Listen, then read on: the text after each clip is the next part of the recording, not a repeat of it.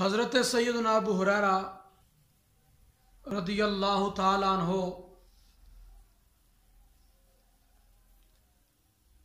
بیان فرماتے ہیں کہ مدینہ شریف کے اندر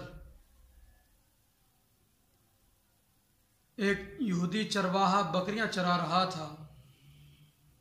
تو ایک بھیڑیا آ کر اس کے ریوڑ میں سے ایک بکری اٹھا کر لے گیا، تو وہ چرواہا اس کے پیچھے دوڑتا ہوا اس سے اپنی بکری چھین لی، اور جب بکری چھینی تو وہ بھیڑیا ایک ٹیلے پر چڑھ کر بیٹھا، تو اس بھیڑیے نے یہ بات کی جو چرواہے نے سنی۔ بھیڑیے نے کہا اللہ تعالیٰ نے مجھے رزق دیا تھا اور تو نے میرا رزق مجھ سے چھین لیا۔ اب بھیڑیا پہلی مرتبہ دیکھا کہ وہ انسانوں کی طرح باتیں کر رہا ہے، تو اس چرواہے نے تعجب کا اظہار کیا، تو اس بھیڑیے نے کہا یہ تو کوئی تعجب کی بات نہیں، اس سے بھی عجیب بات یہ ہے کہ مدینہ طیبہ کے دو پہاڑوں کے دامن میں کھجوروں کے باغات کے اندر ایک آدمی ہے جو خبریں دیتا ہے ان باتوں کی جو ہو چکی ہیں، اور وہ باتیں بھی بتا دیتا ہے جو کچھ قیامت تک ہونے والا ہے۔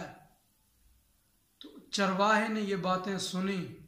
حضور کی بارگاہ میں حاضر ہوا اور یہ سارا معاملہ حضور کے سامنے رکھا، تو حضور علیہ السلام نے فرمایا کہ اس بھیڑیے نے سچ کہا، سچ کہا، سچ کہا۔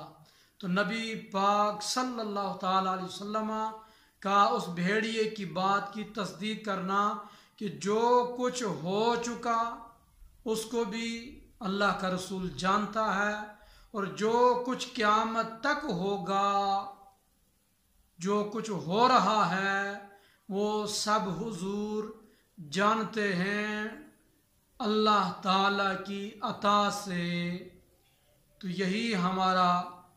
نظریہ اور ہماری سوچ ہے کہ حضور کو اللہ تعالیٰ نے ما کان اور ما یکون کا علم عطا کیا،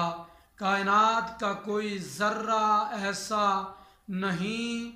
جس کو حضور کے مبارک علم نے اللہ کی عطا سے احاطہ نہ کیا ہو۔